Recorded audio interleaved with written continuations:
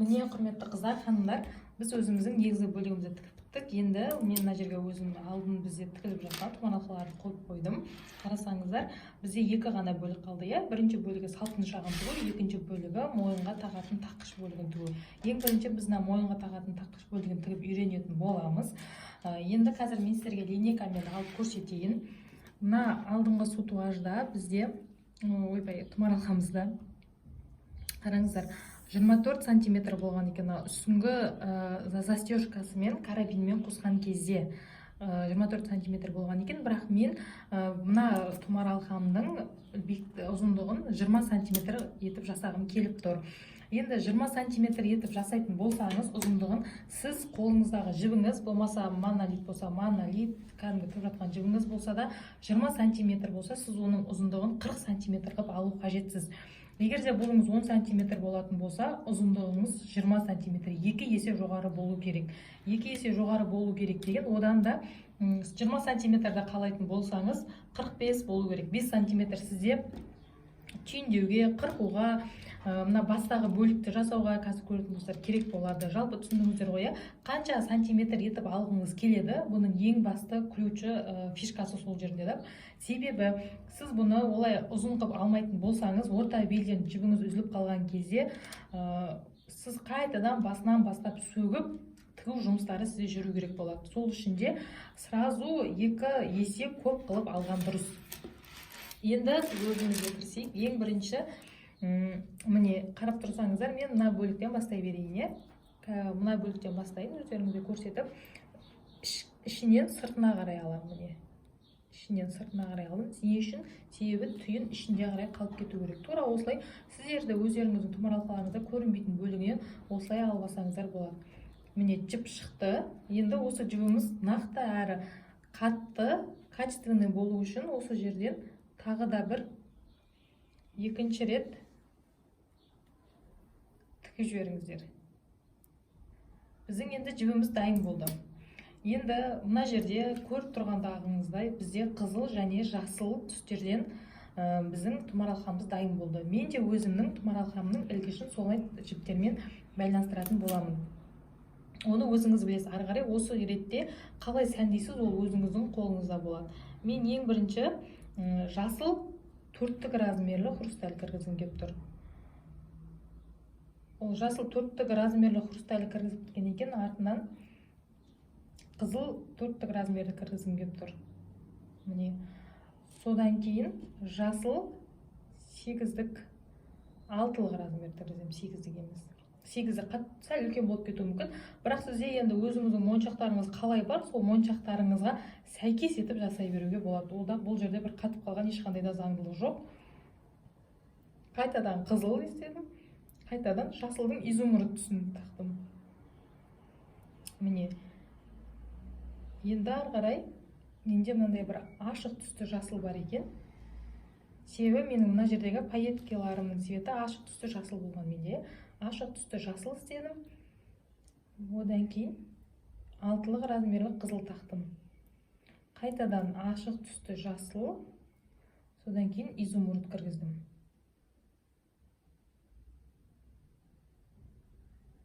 Міне. Мен мұны қайтадан бастапқы уақытта изумрудқа келдім.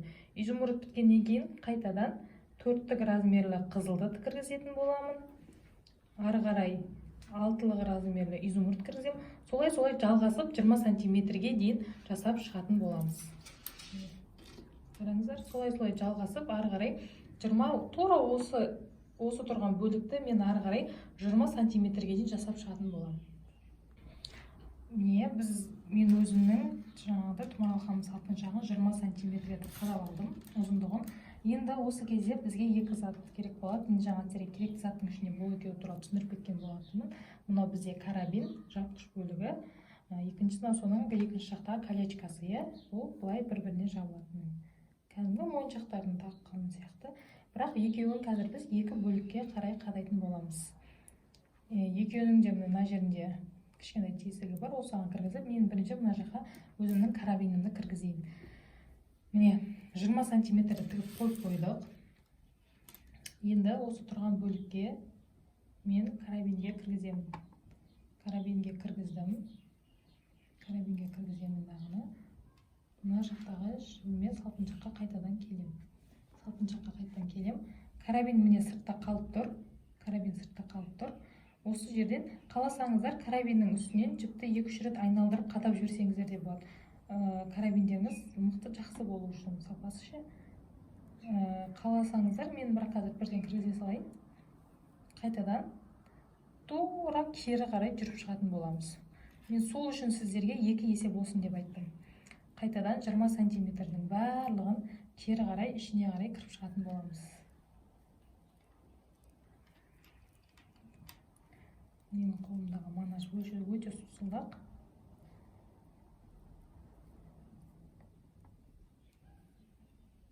Міне көріп тұрсыздар, мен қайтадан бәрінің ішіне кіріп шығып жатырмын. Тура осылай ең бастапқы орынға дейін барлығының ішіне кіріп шығатын боламыз.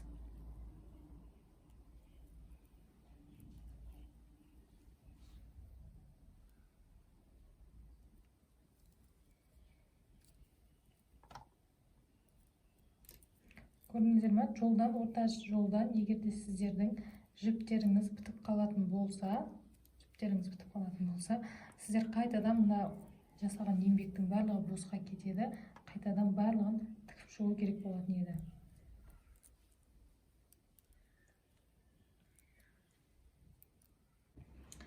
Міне мен өзімнің жібімді қадап біттім қайтадан. Қараңыздар, менің мына жерде жібім 2 қабат. Бұны мен екінші рет жаңағыдай қайтара тастардың ішіне өткізіп шыққан кезде менің тасымның ішіндегі жіптер 4 қабат болды. Сіздер бұдан качествосын жақсы қылғым келеді десеңіздер, 3 қабат қылып, қайтарған кезде 6 қабат қылып, 4 қабат болса қайтарғанда 8 қабат қылып тіге беруге де болады. Негізі сол 8 қабаттан артықтығы керек емес, соның өзі жақсы качество болады. Міне артын былайынан көрсетейін. Тура ровно келіп тұр, көрдіңіздер ме? Басы да міне көрсетейін. Тұр орнында әдемі болып тұр. Жаңа мен қайталап айтып өттім, сәл қорқыныш бар болса, мынаның қабасына карабинге келген кезде жіптеріңізді осы жерден 2 рет, 3 рет қайтарып тігіп жіберсеңіздер болады. Енді біздегі ең соңғы бөлік, мына бөлік. Мен келдім. Дәл қазір қайтадан былай инемді ішіне қарай кіргізіп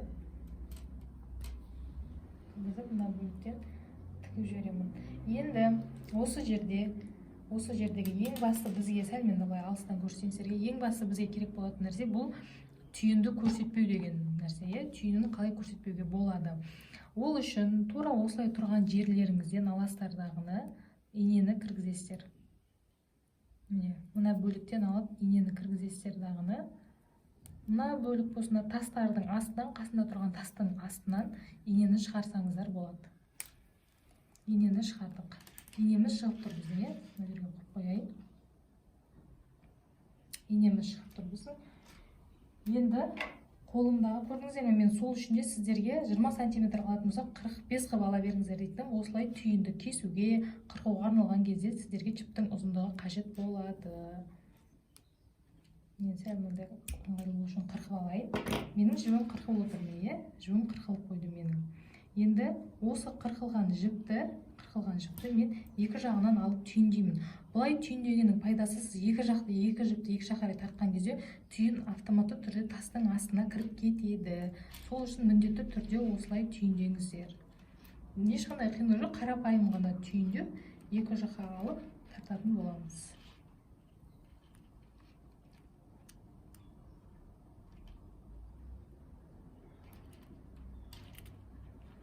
3 рет, 4 рет қатты етіп байлаңыздар.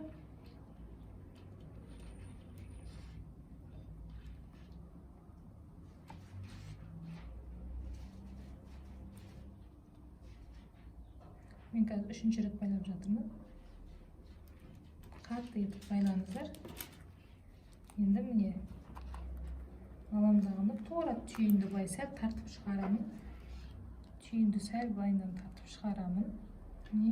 Және ең түбінен қолымдағы секатордың қайшының көмегімен қырқып жіберемін. Міне қалған бөлікті тастың астына былай жасырып қоясыздар. Көрдіңіздер ме? Міне ешқандай да біздің түйініміз көрінген жоқ. Дәл қазір және де мынаны тағы айтыла кететін жай, тура ұшынан алыңыздар, бұрышынан. Енді екінші бөлікті біз қазір тура мына ұшынан, мына бөліктен шығарып аламыз ағына, дәл осылай тігеміз. Бірақ ол уақытқа басына біз бірінші жағында карабин қойсақ, екінші жағына жаңа сіздерге көрсеткен болатынмын, өзіміздің колечкамызды қоятын боламыз. Тура колечкаға кіргізіп, дәл осылай түйіндеп шығатын боламыз.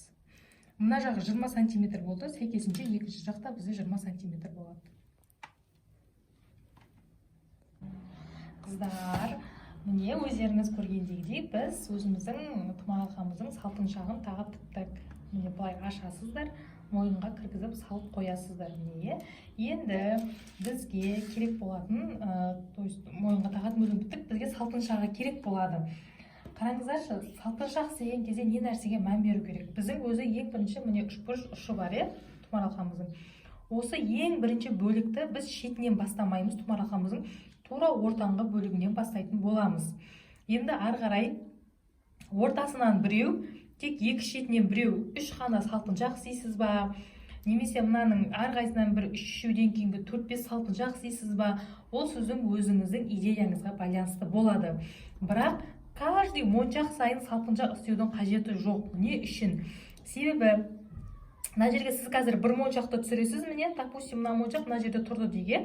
Екінші моншақтан кейін тағы түсіретін болсаңыз, бұл жердегі моншақ пен мына моншақ бір-біріне мінгесіп қалады. Қараңыздар, мынаның өзінде қазір бір жерге сыймай тұр, бірін-бірін итеріп тұр, көрдіңіз ба? Сол үшін де лажы болса, негізінен ортадан біреу енгізгеннен кейін, біреу, екеу, үшеу қалдырып, төртеу қалдырып, мен қазір былай істеймін. Ортасынан біреу жүргіземін. Ортасынан біреу жүрдім, және мына моншақтың санын санап шығамын. Ең жақсы әдіс осы негізінде. Біреу, екеу, үшеу, төртеу, бесеу, алтау, жетеу, 8, 9, 10, 11. Мына 11-шіден мен біреу қадаймын. Ең соңғы 11-шіден біреу қадаймын. Сонда менде қанша қалады? Мына жерде 10 бөлік қалады. Үшеуден қадасам, сонда менде примерно үшеу шығады екен. Мына ортада салтыншақ ортада біреу болып тұрады.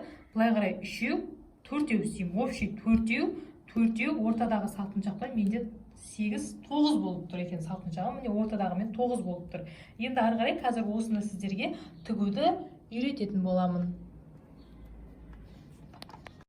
Және тағы бір айта кететін мәселе, сіз қазір мына жерге біреуін осы жерден тіктік, екінші бөлігін біреу, екеу, үш бөліктен сататын болсақ, мына жер 1 сантиметр болатын болса, екінші бөлікте мына жақтан 1 сантиметр болу керек.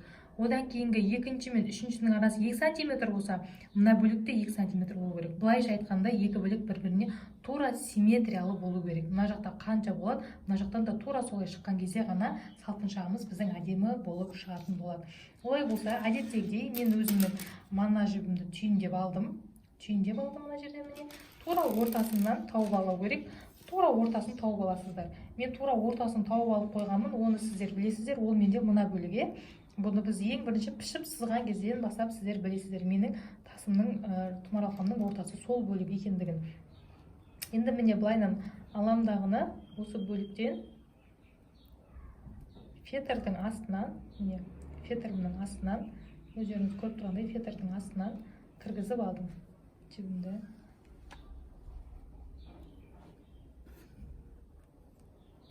Түйін тастың арасына кіріп кетті. Осы бөліктен енді жібіміз қатты нақты болып тұру үшін сыртынан кожадан кәдімгідей тіге саламын. Ода тұрған еш нәрсе жоқ. Мана жіп, ол жұмыс ол жерден көрінбейді біріншіден. Екіншіден бұл ручная тұмар алқа болғандықтан. Үшіншіден сіздер сыртына оплетение жасаған кезде сыртын қолымыздағы немен хрустальмен қадап шыққан кезде бәрібір мына жерде міне кішігірім жіптердің орны тұр. Ода тұрған еш нәрсе етпейді. Себебі бұл ручная работа. Енді осы жерге дәл осылай етіп, бауы қалай болды? Бауындағыдай етіп тігіп шықсаңыздар да болады. Ары қарай кіргізейік. Мен мына жер жасыл болғандықтан мен бірінші осы бөлікті қызылмен бастағым келіп тұр. Қызыл алтылықты кіргіземін. Міне, ары қарай жасыл алтылықты кіргіземін. Жасыл алтылықты біткеннен кейін жасыл алтылықты қызыл, жасыл алтылықты кіргіздім. Енді мынандай кереметтей ашық түсті жасылды кіргізсем де болады. Ашық түсті жасыл біткеннен кейін төрттік размерлер, енді алтылықтар енді келеді міне. Төрттік қызыл, мен алтылық деп қайта айтып жүрмін сіздерге. Жасыл, изумруд, ашық жасыл, қызыл. Ары қарай дәл осы спетпен қадап шығайын. Ашық жасыл, изумруд жасыл, және қызылым. Қызылды біттім, міне қараңыздар. Менде бірақ бұл аралық менде кішкентай болып тұр салпыншаққа. Мен ары қарай тағы да қадайым. Енді осы аралықта мен жасыл изумруд тасын шығарып алайын. Мына жерде ниткамның ішінде тұр. Бір минутқа тұрыңыздар. Міне жасылды кіргіздім. Бұл жерде негізі қатып қалған заңдылық жоқ. Өздеріңіздің қалауларыңыз бойынша кіргізе бересіздер. Жасылды кіргіздім. Ары қарай кішкентай ғана қызылдың төрттігін кіргіземін. Міне бұл жерде мен қайталап айтамын, қатып қалған заңдылық жоқ. Өзіңізге қалай үйлесімді, қалай әдемі шығады, ары қарай тура солай жасай берсеңіз болады. Мынау да менде әлі, бұл да маған әлі сәл қысқалық қылып тұр. Мен салпыншағымның мына жерге дейін сәл ұзын болған қалап тұрмын. Енді ары қарай мен жасылдарды қатарынан жасыл кіргізгім келіп тұр. Неге қатарынан жасыл деп айтатын болсаңыздар, мен қазір ең соңына капля кіргізетін боламын. Ол капля менде қызыл түсті болады. Мен сол үшін де ары қарай қызылды араластырмаймын. Жасылдардан тіккім келіп тұр. Міне 3 жасыл кіргіздім мен. Көріп тұрғандарыңыздай.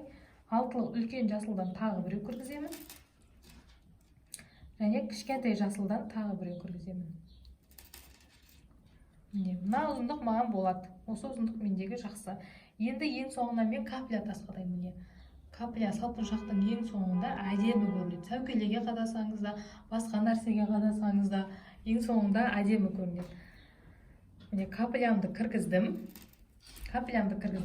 Енді қараңыздар, құрметті қыздар, ханымдар, біздің салпыншағымыз дайын болды, бірақ біздің салпыншағымыздың ең соңында біздің не карабиніміз жоқ, не біздің колечкамыз жоқ. Біз бұл жерді қалай сақтаймыз? Біз ол үшін бисер, кәдімгі ободок сабағына қатысқан қыздар болса біледі. Біз ободок техникасында бисерді қолданамыз. Міне, бір бисер тықсаңыз да болады, 2-3 қойсаңыз да болады. Мен 3 бисер қойдым. Мен жарайды, бір бисер қойсаңыз, 3 бисер қойсаңыздар да болады. Ода тұрған разница жоқ. Кәдімгідей міне бисерді кіргіздік.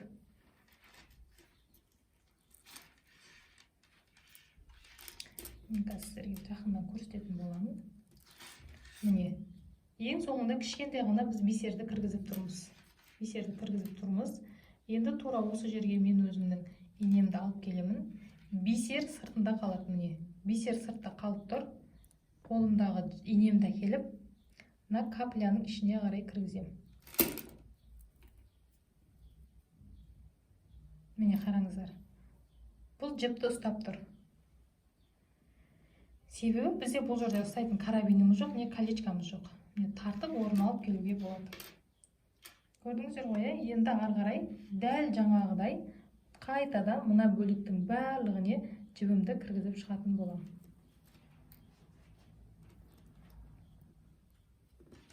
Міне, дәл осылай қалған бөліктің бәріне жібімді кіргізіп шығамын.